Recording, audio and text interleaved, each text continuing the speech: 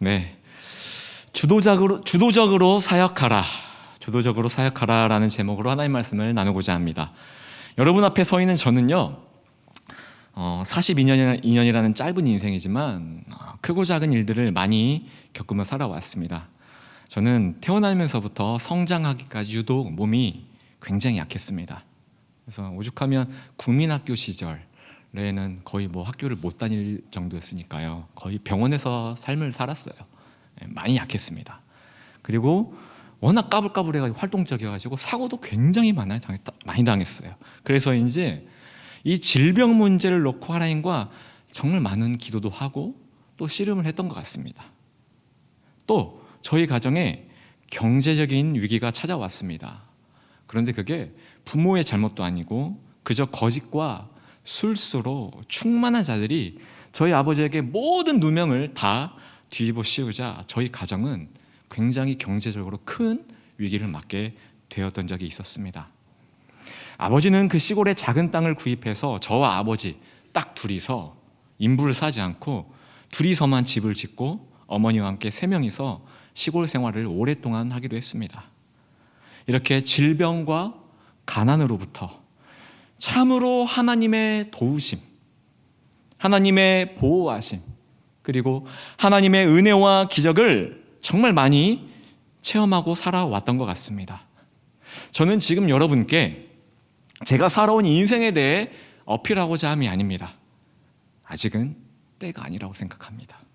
나이 60이 넘고 훗날 담임 목회를 할 때쯤이면 지난 제 인생에 대해 간증하고 싶기는 합니다. 그러나 지금 분명하게 말씀드리고 싶은 것은 사람의 인생은 고난과 아픔, 시련과 슬픔이 있을 때 비로소 영이 강건해진다는 것입니다. 담임 목사님께서 이렇게 표현하셨죠. 저 정말 은혜 받았습니다. 와, 어떻게 저렇게 표현하실 수 있지?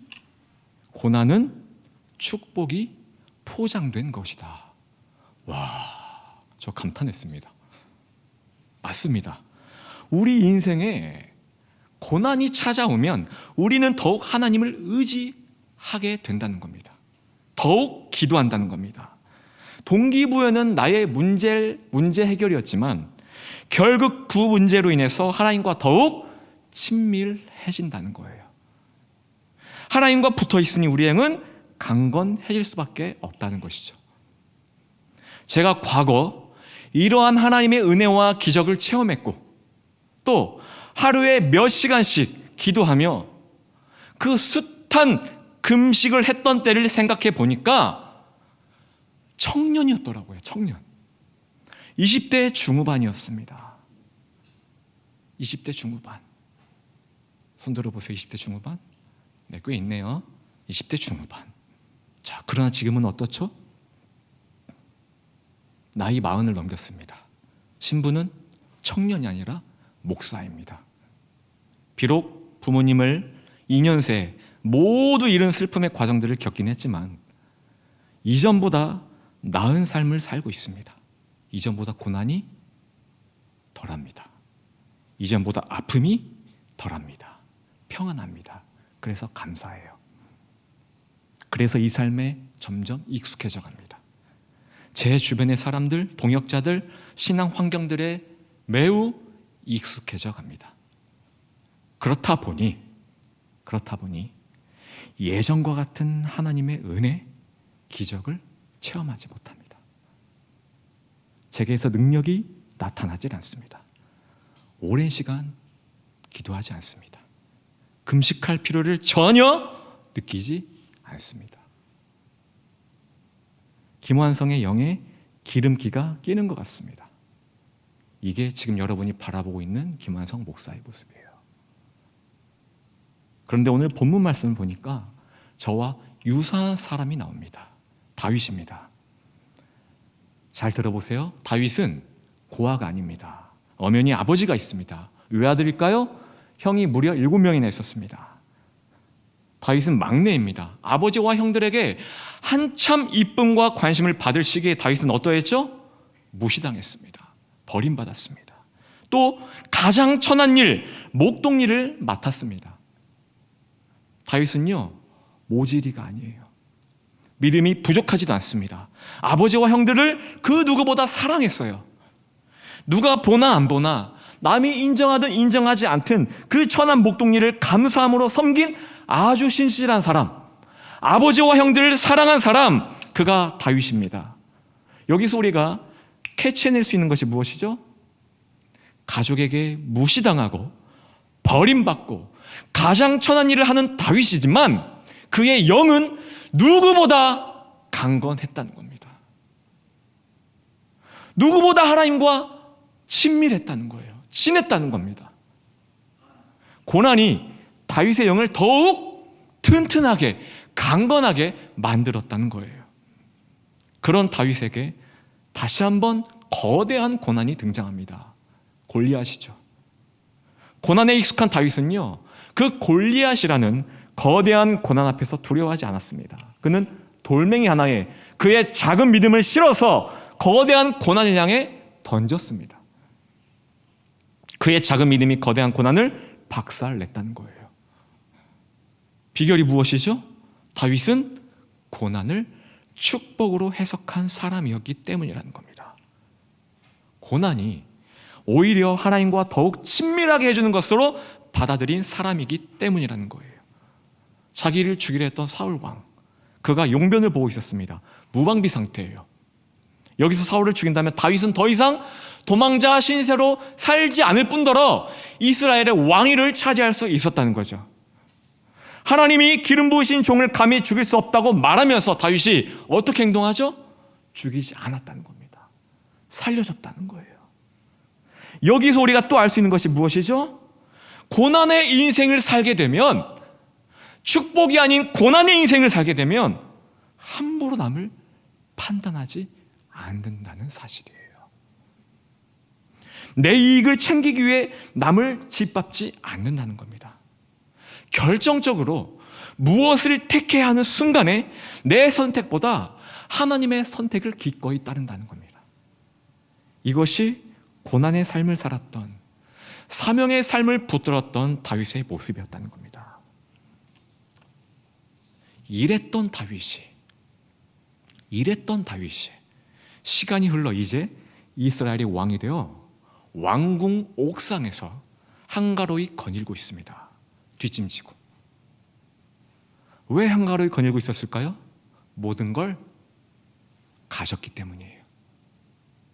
과거엔 원수들과의 전투 현장에 본인이 직접 뛰어들었습니다. 모진 고통과 수고, 헌신과 희생은요, 모두 다윗이 도맡아서 주도적으로 행동했다는 겁니다. 그러나 현재는 왕으로서 모든 걸 다 가진 다윗, 그 다윗 대신 싸워줄 충신들이 굉장히 주변에 많았다는 거예요. 군대들이 많다는 겁니다. 본인이 굳이 나서지 않아도 된다는 겁니다. 인생이 여유롭습니다. 너무나 평화롭습니다. 한가합니다. 콧바람 쐬려고 옥상을 거닐던 중 다윗이 무엇을 보게 되죠? 한 여인의 샤워, 목욕하는 장면을 보게 됩니다. 그리고 한눈에 반하게 되죠. 사람을 시켜 누군가 알아보니 다윗의 충신 우리아의 아내라고 합니다. 다윗은 여기서 멈췄어야만 했어요. 다 가진 다윗, 여기서 만족하며 감사해야 했습니다. 그러나 다윗은 멈추지 않았습니다. 결국 우리아의 아내를 불러다가 동침하여 임신하게 합니다. 그리고 다윗은 이 죄를 숨기기 위해서 전쟁 중이던 우리아를 불러오게 되죠. 그리고 아내와 잠자리를 하라고 명령합니다. 우리아가 이렇게 말하죠. 왕이시여, 내 부하들이 목숨을 걸고 전쟁 중에 있건만 제가 어찌 아내와 동침할 수 있겠습니까? 이게 과거 다윗의 모습이었다는 겁니다. 이게. 여기서 우리는 분명히 알 수 있죠. 사명에 충성했던 우리아의 영은 거룩했지만 사명에 게을리한 다윗의 영은 병들었다는 겁니다. 영이 병든 다윗은 이 우리아의 말에 두려움을 느끼게 됩니다. 왜죠? 자신의 죄가 발각될까 봐. 다윗은 결국 자신의 죄를 끝까지 숨기기 위해서 우리아를 전쟁터에 다시 보내게 됩니다. 그리고 죽입니다. 어떤 방법으로? 야, 우리아가 최전방에 들어가면 니들은 뒤로 싹 빠져. 결국 우리아는 끝내 목숨을 잃고 말았다는 것이죠. 그리고 오늘 우리가 읽은 본문의 내용입니다. 하나님의 선지자 나단이 다윗 왕 앞에 섰습니다. 그리고 이렇게 말합니다. 제가 쉬운 말로 다시 번역해 드릴게요. 나단이 다윗에게 이렇게 말합니다. 왕이시여, 어떤 성에 두 사람이 있었습니다. 한 사람은 부자였고 한 사람은 가난했습니다. 이 부자에게는 양과 소가 아주 많습니다. 하지만 가난한 사람에게는 사서 키우는 어린 암양 한 마리밖에 없었습니다. 이 가난한 사람은 그 양을 먹여 길렀습니다. 양은 가난한 사람의 아이들과 함께 자랐습니다. 양은 가난한 사람이 먹을 음식과 마시물을 나누어 먹으며 자랐습니다. 오, 저런 딱하구나. 계속 말해보거라. 이 양은 가난한 사람의 팔에서 잠을 잤습니다. 이 양은 가난한 사람에게 마치 딸과도 같았습니다. 딱하구나. 그런데 왕이시여, 어떤 나그네가 부자를 찾아왔습니다. 그 부자는 그 손님에게, 그 나그네에게 음식을 대접하고 싶었습니다. 그러나 부자는 나그네에게 음식을 주기 위해 자기의 양이나 그 넘쳐나는 소를 한 마리라도 잡고 싶지는 않았던 거 봅니다. 그 대신 부자는 그 가난한 사람의 양을 빼앗았습니다. 부자는 그 양을 잡아서 나그네를 위해 양고기 음식을 만들었습니다. 그리고 대접하고 함께 얌얌짭짭 먹었습니다. 이 말을 듣고 다윗 왕은 그 부자에 대해서 맹렬하게 크게 화를 내며 이렇게 말합니다. 내가 살아계신 여호와께 맹세하노니 이 일을 저지른 그 부자는 마땅히 쳐 죽일 것이니라. 그 부자는 그런 일을 한 대가로 양을 4배로 갚아주어야 할 것이니라. 그는 무자비한 사람이니라. 나단이 뭐라고 했습니까? 나단이 뭐라고 했습니까? 다윗 왕이 당신이 바로 그 자입니다. 사람들이 무시하고 아무것도 없을 시절에 고난의 현장에 뛰어들어가 사명을 감당했던 다윗. 잘 비교해 보세요. 사울 왕으로 인해 도망자 인생을 살면서 굴 속에서 먹고 자고 하나님께 울부짖으며 기도했던 다윗. 원수를 죽이지 않고 살려줬던 다윗. 그런데 이제는 다 가진 왕이 되어 고난을 피하려 하고 사명을 게을리하는 다윗. 죄를 짓고 그 죄를 숨기려 더 악한 죄를 짓는 다윗. 본인의 흉악한 죄는 보지 못하면서 남의 죄에 대해서는 분노를 일으키는 다윗. 정죄하려는 다윗. 비교가 되십니까?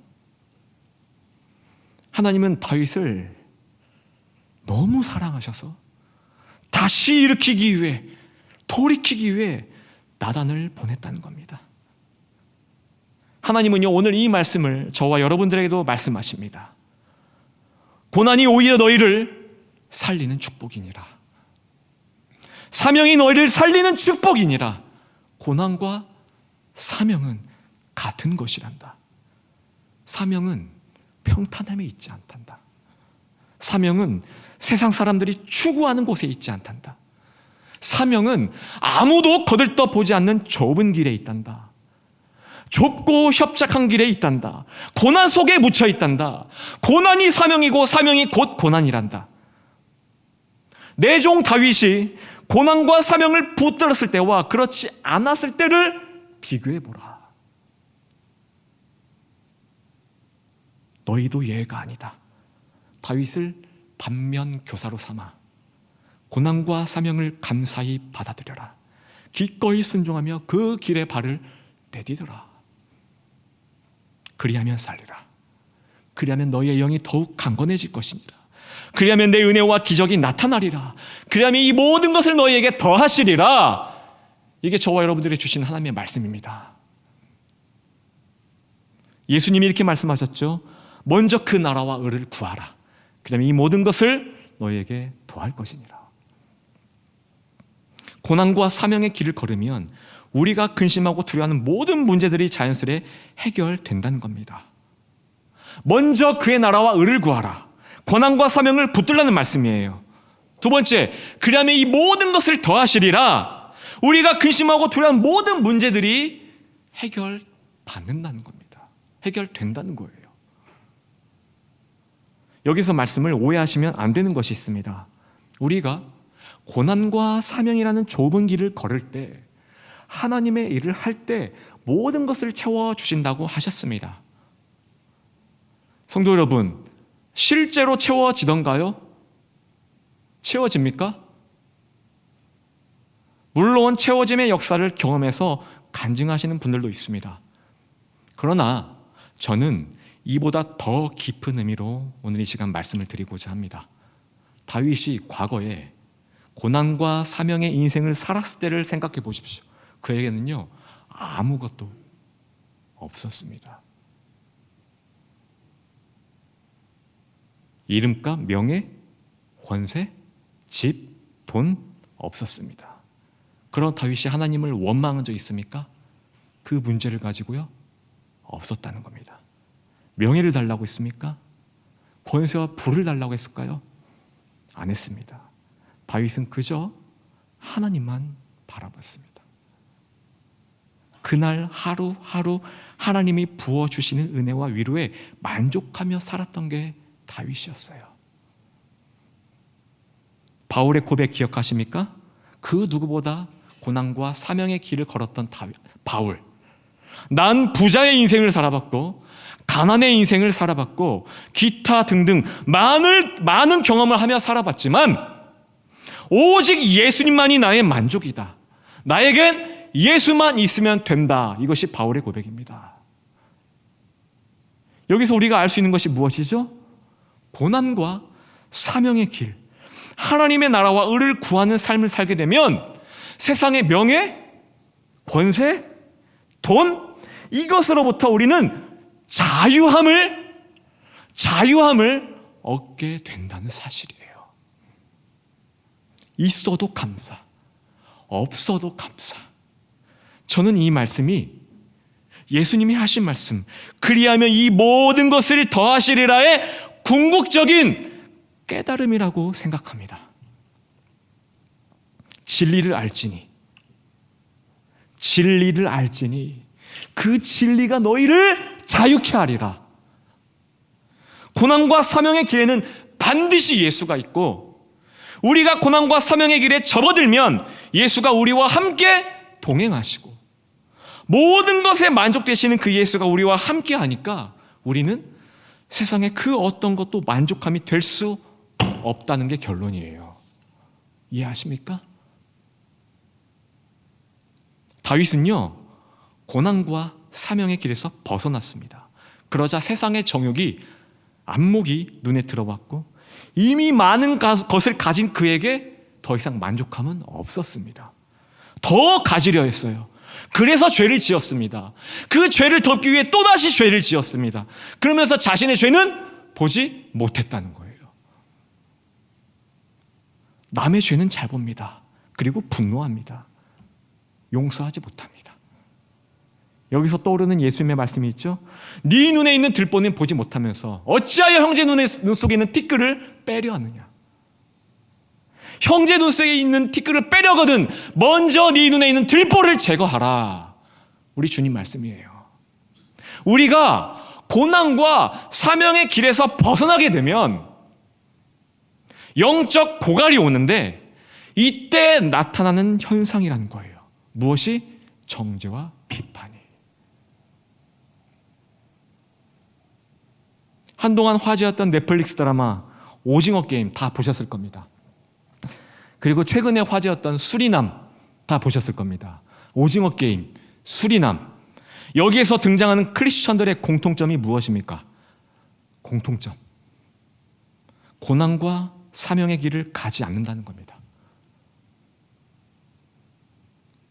쉽게 말해서 세상 사람들이 원하는 넓고 화려한 길을 손잡고 나란히 사이좋게 가고 있다는 거예요. 그러면서 하나님을 들먹인다는 겁니다.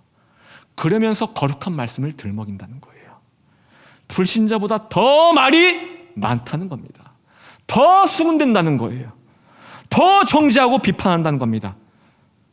죄에 대해서 그들보다 더 분노한다는 거예요. 알량한 자신의 믿음을 증명해 보이려고 온갖 자기 증명하기 위해서 온갖 쇼를 다 한다는 겁니다. 세상 사람들은요, 이것이 역겹다는 거예요. 이것이 구역질 난다는 겁니다. 이 드라마를 통해서 우리는 알아야 합니다. 그냥 마냥 재밌게 볼 게 아니라 크리스천들이 영적 침체, 영적 고갈을 맞이하게 되면 이렇게나 추한 모습이 되는구나. 예수님이 말씀하셨죠. 소금이 맛을 잃으면 어떻게 된다고요? 길에 버려져 밟힐 뿐이니라. 고난과 사명의 길을 떠나게 되면 이렇게나 추한 모습이 되는구나. 이 말씀에 누군가가 떠오릅니까? 김한선 목사가 떠오릅니까? 나단처럼 말하겠습니다. 정신 차리세요. 여러분이에요, 여러분. 여러분 자신입니다. 제가 이 말씀을 굉장히 고민 많이 했어요. 늘까 말까. 그러나 하겠습니다. 제가 이곳 홍대 세교에 부임한 지 햇수로 9년 차입니다. 이곳은 선교를 어느 교회보다 많이 하는 교회예요. 그래서 저 역시 선교를 많이 다녔습니다. 그러나 선교지에서 그리고 선교 이후에 저는 의문을 가지게 되었습니다. 하나님의 나라와 의를 구하게 되면 이 모든 것을 채워주신다. 저는 이 말씀과 늘 충돌이 일어났습니다. 교역자로서 참 부끄럽죠? 평신도로서 열심히 돈을 왕창 벌어 경제적으로 여유 있는 삶도 아니었습니다. 그럼에도 어려운 상황 가운데 선교비를 내고 선교를 다녔습니다. 그 선교비를 낸 만큼 다녀와서는 경제적으로 허리띠를 졸라매고 살아야 했습니다. 또한 제게 크고 작은 문제들이 많이 주변에 있었습니다. 선교를 가기 전에는 기대를 합니다. 갔다 오면 모두 해결되어 있겠지. 그러나 그 문제들은 여전히 저를 힘들게 했습니다. 성경에 기록된 그 바울의 선교, 바울이 겪었던 기적과 은혜, 이러한 간증이 쏟아져 나오는 선교를 기대하고 저는 떠났습니다. 그러나 저에게 있어 선교란 그들만의 리그였어요. 우리만의 리그였어요. 복음보다는 사람이 보이는 선교, 고난과 사명보다는 즐거움과 교제에 가까운 선교였습니다. 그렇다 보니까 사람들의 수군됨도 아주 넘쳐났습니다. 선교가 끝나면 일주일간 함께했던 팀원들과의 에피소드만 남게 돼요. 제 머릿속에. 그리고 그들과 싸웠던 것, 다퉜던 것만 기억하게 됩니다. 선교의 처음부터 마지막까지 하나님이 아니라요, 그냥 인간, 사람만이 남게 되는 거예요. 그래서 저는 선교에 대해서 굉장히 회의적이었습니다. 그렇다 보니까 자연스레 이런 생각을 품게 되었어요. 내가 굉장히 회의적으로 생각하는 선교, 그 선교를 왕성히 하는 홍대 세교회, 이곳에서 내가 얼마나 버틸 수 있을까? 얼마나 버틸 수 있을까? 사역자로서 내가 이곳에서 얼마나 사역할 수 있을까? 그렇게 오랜 시간을 티내지 않고 버텨왔습니다. 이를 악물고. 그리고 코로나가 터졌습니다. 3년 동안 선교 사역은 중단되었습니다. 제 사역은 그야말로 왕궁 옥상을 거니는 다윗과 같은 상황이 되어버렸습니다. 답답했습니다. 그러나 아무것도 하지 않는 이 사역의 삶이 때로는 너무 좋았어요. 편하니까. 그러다 보니까 쓸데없는 욕심과 걱정들이 이제 하나씩 생겨나기 시작합니다. 쓸데없는 것에 에너지를 소모하기 시작합니다. 쓸데없는 일을 가지고 사람들과 수다를 떨기 시작해요. 정죄합니다. 비난합니다.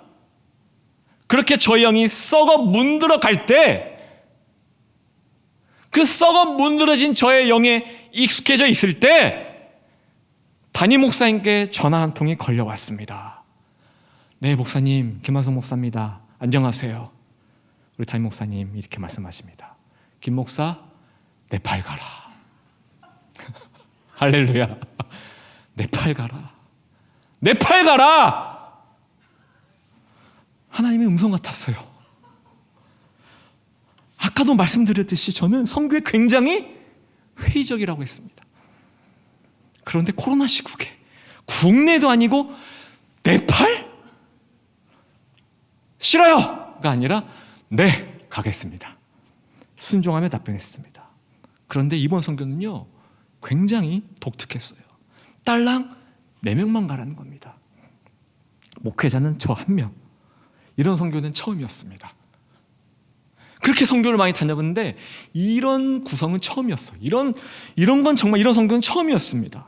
더군다나 목회자는 저 혼자이기에 마치 제가 담임 목사가 된 것처럼 그 영적인 책임감과 부담감은요, 어마무시했습니다.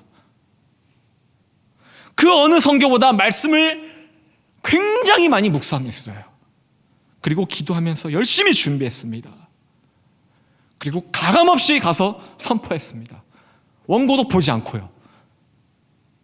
그 어느 선교보다 우리 이태시 선교사님과 저 외 나머지 3분, 그 팀원들의 기분, 그 상황을 맞춰주려고 제 자신을 희생시켰습니다. 그 어느 선교보다 네팔 아이들에게 가까이 다가갔어요. 막 머릿속에서 이가 펄펄 뛰더라고요. 막 이가. 제가 그냥 안수했어요. 끌어안았습니다. 그들과 그 어느 때보다 정서적인 교제를 나누기 위해서 굉장히 노력을 했어요. 숙소에서 잠들기 전에 그 어느 선교 때보다 하루를 묵상하면서 침대에서 무릎 꿇고 우리 현몽진 코를 고면서 자고 있을 때 하나님의 은혜와 인도하심에 대해서 감사하면서 눈물로 하루를 마무리했습니다. 그 어느 선교 때보다 여러분의 중보 기도를 가장 많이 받았던 선교였어요. 그러자, 잘 들으세요. 그러자 그 선교 현장에서 하나님이 저에게 불처럼 확 타오는 듯한 깨달음을 주셨어요. 김 목사, 지금 너가 느끼는, 네가 지금 보고 있는, 네가 지금 네 눈앞에 펼쳐지고 있는 이 현장, 이 기쁨, 이 만족,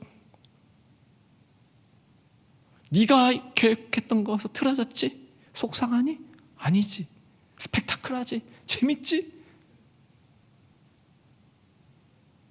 그 하나님과 씨름하면서 실망하고 따지고 뒤늦게 깨닫게 되면서 은혜가 오고, 이 복잡 미묘한 은혜, 기쁨, 만족, 이 즐거움을 위해 바울이 1차, 2차, 3차 이렇게까지 선교 사역을 중단하지 않았던 거란다. 저는요, 지금 이 강단에서 절대 보태지도 거짓말하지도 않습니다. 이 음성이요, 정말 선명하게 선교 현장에서 저에게 파고들었어요. 저는 그 자리에서 눈물을 흘렸습니다.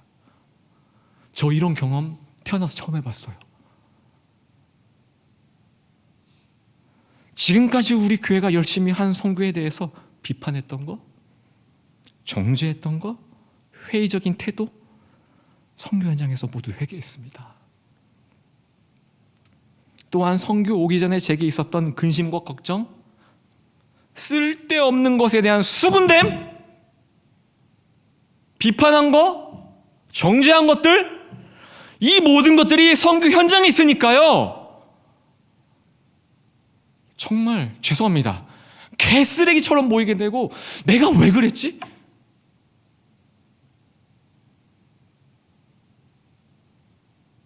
치유가 일어나더라고요. 그것으로부터 자유함을 얻게 되는 놀라운 은혜를 받게 되었다는 겁니다.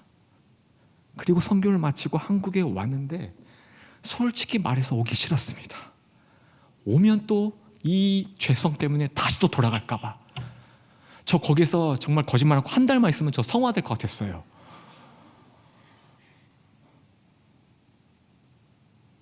지금까지의 선교는 하루 지났네, 아우 이제 이틀밖에 안 지났네.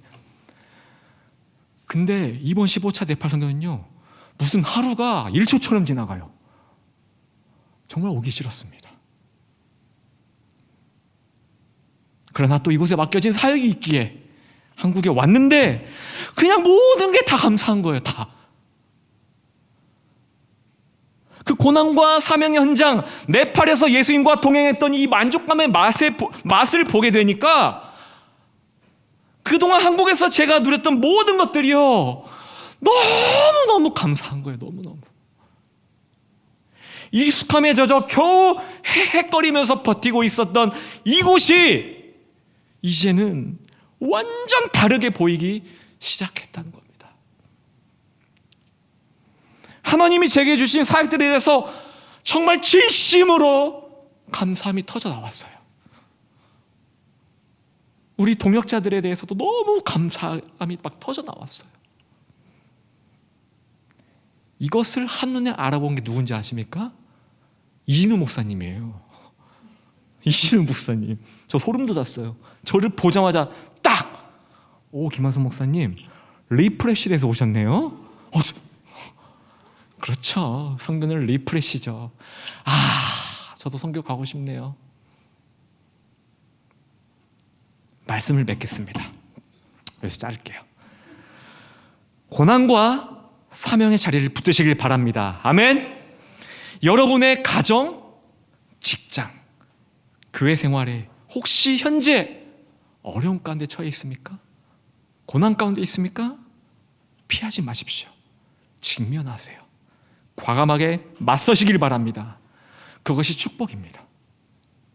그 고난을 통해 여러분의 영이 강건해질 줄 믿습니다. 또한 우리 교회는요, 선교하는 교회입니다. 선교는 예수의 길이며 예수의 삶입니다.